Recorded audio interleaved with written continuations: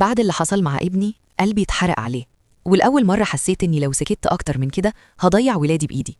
في الليلة دي فضلت طول الليل أبص لولادي وهم نايمين وأفكر أنا مستنية إيه لما يكبروا ويصدقوا إنهم فعلا أقل من ولاد عمهم.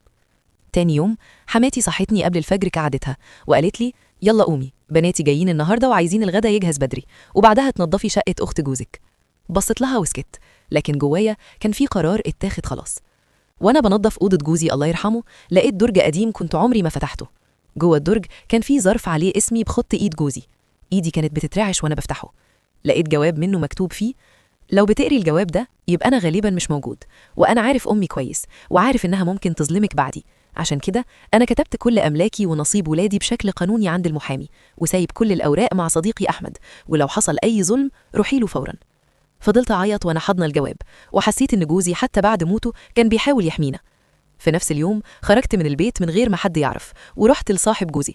أول ما شاف الجواب دخل وجاب ملف كبير وقال لي جوزك كان حاسس بكل حاجة وسجل البيت والأرض ونصيب ولادك رسمي ومحدش يقدر ياخده.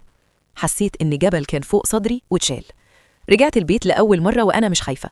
أول ما دخلت حماتي زعقت كنت فين يا هانم والأكل لسه ما اتعملش ليه؟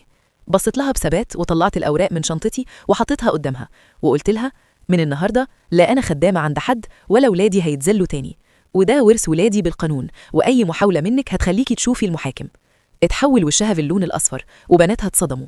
واحدة منهم قالت انتي بتكدبي. في اللحظة دي دخل راجل كبير من البلد أحمد صاحب جوزي، كلمه عشان يلحق الموقف ويساعدني أرجع لحقي وحق ولادي، وقال لحماتي انتي ازاي ست ظلمة كده؟ ازاي قادرة تظلمي عيال ابن لحمك ودمك؟ ازاي قادرة تاكلي مال يتامى؟ مرات ابنك مش بتكذب وكل كلمة قالتها صحيحة، ولو حد قرب من حق الولاد هيتحاسب. حماتي قعدت على الكرسي وهي مصدومة وقالت لي ابني عمل فيا كده؟ قلت لها والدموع في عينيا ابنك كان بيحميني من ظلمك.